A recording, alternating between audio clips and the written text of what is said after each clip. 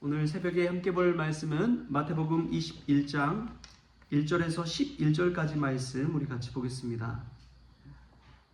마태복음 21장 1절에서 11절까지 말씀 우리 한 목소리로 같이 읽겠습니다. 그들이 예루살렘에 가까이 가서 감람산 벳바게에 이르렀을 때에 예수께서 두 제자를 보내시며 이르시되 너희는 맞은편 마을로 가라. 그리하면 곧 매인 나귀와 나귀 새끼가 함께 있는 것을 보리니 풀어 내게로 끌고 오라. 만일 누가 무슨 말을 하거든 주가 쓰시겠다 하라. 그리하면 즉시 보내리라 하시니 이는 선지자를 통하여 하신 말씀을 이루려 하심이라. 일러스되 시온 딸에게 이르기를 내 왕이 내게 임하나니 그는 겸손하여 나귀 곧 멍에 매는 짐승의 새끼를 탔도다 하라 하였느니라. 제자들이 가서 예수께서 명하신 대로 하여 나귀와 나귀 새끼를 끌고 와서 자기들의 겉옷을 그 위에 얹음에 예수께서 그 위에 타시니 무리의 대다수는 그들의 겉옷을 길에 펴고 다른 이들은 나뭇가지를 베어 길에 펴고 앞에서 가고 뒤에서 따르는 무리가 소리 높여 이르되 호산나 다윗의 자손이여 찬송하리로다. 주의 이름으로 오시는 이여 가장 높은 곳에서 호산나 하더라. 예수께서 예루살렘에 들어가시니 온 성이 소동하여 이르되 이는 누구냐 하거늘 무리가 이르되 갈릴리 나사렛에서 나온 선지자 예수라 하니라. 아멘. 할렐루야. 말씀 가운데 귀한 은혜가 저와 여러분에게 있기를 소망합니다. 여러분, 무엇을 하느냐에 따라서 그 사람이 어떤 사람인지를 알 수가 있는 것이죠. 오늘 본문 말씀을 읽다 보면은 우리가 깨달아야 할 것 중에 한 가지가 예수님께서 수행하시는 직분이 있었다는 사실입니다. 신학교에서 이제 조직신학 배울 때 늘 배우는 것 중에 하나가 무엇이냐면 존 칼빈이 말하는 그리스도의 삼중직에 관해서 배웁니다. 예수님께서 이 땅에 오셔서 수행하는 세 가지 직분이 있는데 그 세 가지 직분이 무엇이냐? 왕의 직분과 제사장의 직분과 선지자의 직분을 수행하러 예수님께서 이 땅에 오셨다라고 이야기합니다. 그런데 그러한 삼중직에 대해서 오늘 말씀 속에서 우리가 깨달을 수 있는 것이 있습니다. 첫 번째로 보면은 호산나 다윗의 자손이여 찬송하리로다. 주의 이름으로 오시는 이여 가장 높은 곳에서 호산나 하더라 라고 말하는데 이 호산나라는 뜻이 뭐예요? 우리를 구원하소서. 우리를 이제 구원하소서라는 그러한 말이 호산나입니다. 예수님께서 예루살렘에 입성하는데 사람들이 예수님을 보고 호산나 호산나 하는 거예요. 제발 좀 구해달라는 거예요. 제발 좀 이제 구해 주십시오. 이 가난에서 구해 주십시오. 이 질병에서 구해 주십시오. 이 로마 제국의 압제에서 우리를 구원해 주십시오. 이런 간절한 소망이 담겨 있는 것이죠. 예수님 당시에도 이 그리스도 메시아 사상이 그렇게 많은 이들에게 다 있었던 것입니다. 그래서 예수님 오시기를 바라는 거예요. 그리스도 메시아가 오기를 바라는 거예요. 근데 예수님의 소문을 듣고 예수님 하시는 일을 듣고 나니까 예수님이야말로 그리스도시구나. 예수님이야말로 왕이시구나. 그래서 오늘 예수님께서 입성하시는데 겸손한 왕의 모습으로 오시잖아요. 왕의 직분을 수행하기 위해서 이 땅에 오셨다라고 고백하는 것입니다. 예수님은 그리스도시구나라는 것을 이 호산나라는 말 속에서 또한 우리가 배울 수가 있는 것이죠. 그리고 또 보면은 예수님은 선지자 예수님이라고 오늘 말씀에 또 표현하고 있잖아요. 선지자는 뭐 선견자, 선지자, 나비 뭐 그렇게 이야기하는데 앞을 내다보고 예언하는 사람이라는 뜻도 있지만 하나님의 말씀을 대언한다는 의미의 선지자도 있습니다. 하나님의 말씀을 이루기 위해 이 땅 가운데 오신 분이 선지자 예수님이다 라고 그렇게 표현하는 것이죠. 예수님이 하시는 그 일이 예수님이 누구인지를 우리에게 알려주고 있습니다. 여러분, 예수님 다 믿으시잖아요. 예수님 믿어서 여기 계신 거 아닌가요? 예수님 믿어서 기도하러 오신 것 아니에요? 예수님을 믿는 자로서 내가 누구인지를 늘 잊지 말아야 됩니다. 그것을 잊어버릴 때 크리스천으로서 예수 믿는 사람으로서 벗어나서 세상 사람처럼 되어버리는 거예요. 그릿이라는 책에 보면은 새 벽돌공예에 관해서 관한 이야기가 나옵니다. 벽돌공이 열심히 일을 하고 있어요. 그래서 한 사람이 묻습니다. 이 세 벽돌공이 있는데 한 벽돌공한테 아니 당신은 지금 무엇을 하고 있습니까? 그러자 첫 번째 벽돌공이 보면 모르요 벽돌을 쌓고 있어. 그래서 그 옆에 있는 또 벽돌공한테 이 사람이 물어요. 당신은 무엇을 하고 있습니까? 보면 모르 나는 교회 건물을 짓고 있어. 세 번째 벽돌공한테 묻습니다. 당신은 지금 무엇을 하고 있습니까? 나는 하나님의 거룩한 성전을 짓고 있습니다. 여러분 이 답변을 보면 어떤 생각을 하십니까? 똑같이 하는 일은 벽돌을 쌓는 일을 하고 있어요. 첫 번째 사람은 자신의 생업에 관해서 이야기하고 있는 것입니다. 두 번째 사람은 자신의 직업에 관해서 이야기하고 있습니다. 단순 교회 건물을 짓는 그 직업. 세 번째로 하나님의 성전을 짓는다는 사람은 자신의 천직을 이야기하는 거예요. 자신이 하는 일이 아니라 하나님의 입장에서 하나님을 믿는 믿음 안에서 하나님의 성전을 짓는다고 그렇게 고백하고 있는 것이죠. 똑같이 벽돌 쌓는 일을 하고 있는데 자신들이 하는 고백은 똑같습니까? 다릅니까? 다르다는 거예요. 여러분 여기서 우리의 믿음이 드러나는 것입니다. 우리가 어떤 일을 하고 있는지 여러분 기억해야 돼요.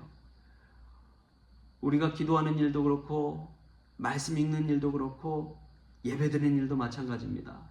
우리가 무슨 일을 하면서 살아가는지를 늘 기억해야 됩니다.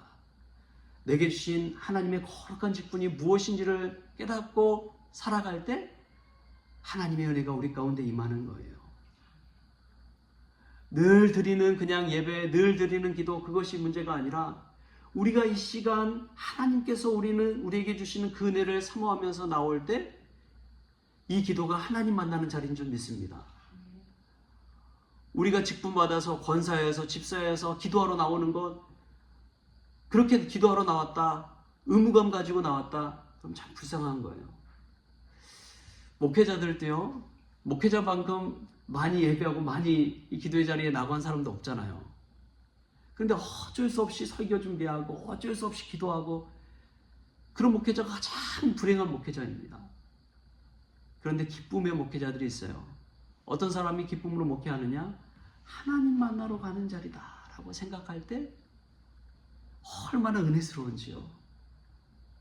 얼마나 감격스러운지요. 여러분 개척교회를 하든 대형교회를 하든 어떤 교회를 하든 하나님 만나는 그 자리가 여러분 천국 인생인 줄 믿습니다. 그것을 잊어버릴 때 그냥 세상 직업처럼 돼버리는 거예요. 얼마나 불쌍해지는지 몰라요. 오늘 예수님이 하시는 그 수행하는 일을 보십시오. 왕으로서 선지자로서 예루살렘에 입성하는 그 예수님의 모습을 보십시오.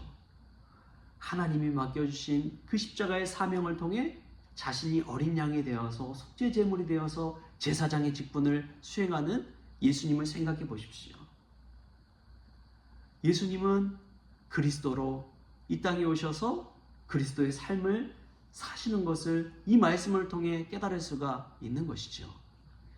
여러분 이 예수 그리스도의 삼중직에 관한 이야기를 들으면서 우리의 삶을 한번 돌아보면 좋겠습니다. 나는 과연 무엇을 하며 사는 것인가? 나는 과연 무엇을 하며 사는 것인가? 어떤 목사님이 그런 이야기 하세요. 한 여자 집사님이 와서 자신의 삶을 이야기하는데 목사님 매일 그냥 집안에서 설거지만 하고 살림만 하고 가정일만 하고 나의 존재의 의미를 모르겠습니다. 나의 존재의 의미를 모르겠습니다. 이 목사님 앞에서 이제 푸념을 하는 것이죠. 내가 이러려고 결혼했나? 별 이야기를 다 하는 것입니다.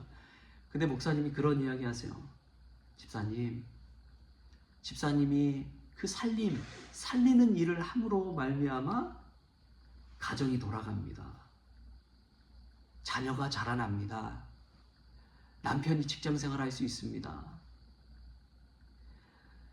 집사님은 단순히 살림하는 집안이라는 그런 사람이 아니라 그 한 가정을 살리는 사람입니다.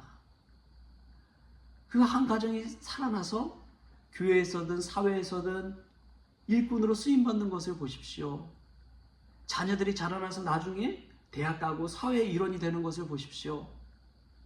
집사님 하는 일은 엄청 귀한 일이라고 그렇게 얘기했더니 웃으면서 기쁨 가운데 돌아갔다는 거예요. 여러분, 우리가 하는 일은요, 작은 일 같지만, 사소한 일 같지만 그렇지 않습니다. 이 일을 통해서 하나님의 일이 이루어지는 줄 믿습니다.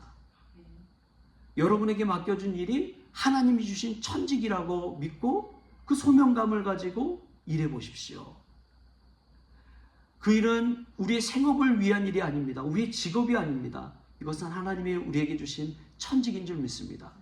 그 믿음으로 그 일을 감당해 나갈 때 얼마나 하나님의 놀라운 역사가 우리의 삶 가운데 일어나는지요.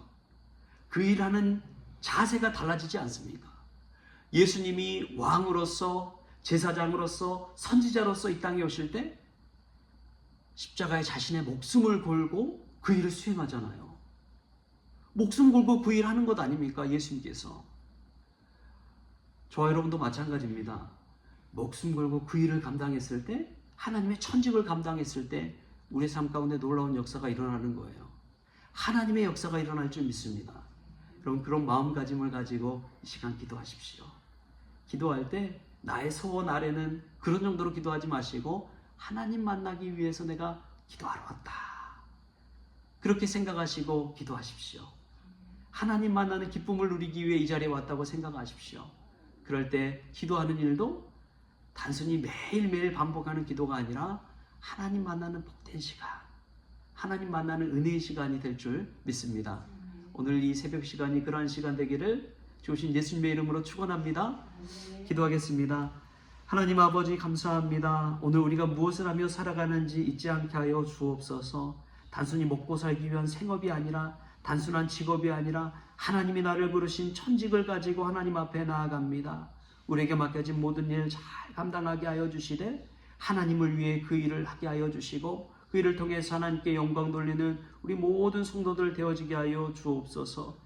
신앙생활할 때도 의무적으로 어쩔 수 없이 신앙생활하는 것이 아니라 하나님 만나는 기쁨을 누릴 수 있도록 주여 도와주시고 하나님의 거룩한 성전에 나와 하나님을 배우는 그 기쁨으로 예배할 수 있도록, 기도할 수 있도록 주님께서 그 마음 심령 가운데 은혜를 부어 주옵소서. 감사하며 예수님의 이름으로 기도하옵나이다. 아멘. 우리 주님이 가르쳐준 기도로 오늘 새벽 기도를 마치겠습니다. 하늘에 계신 우리 아버지여, 이름이 거룩히 여김을 받으시오며 나라가 임하시오며 뜻이 하늘에서 이루어진 것 같이 땅에서도 이루어지이다. 오늘 우리에게 일용할 양식을 주시옵고 우리가 우리에게 죄진 자를 사하여 준 것 같이 우리 죄를 사하여 주시옵고 우리를 시험에 들게 하지 마시옵고 다만 악에서 구하시옵소서. 나라와 권세와 영광이 아버지께 영원히 있사옵나이다. 아멘.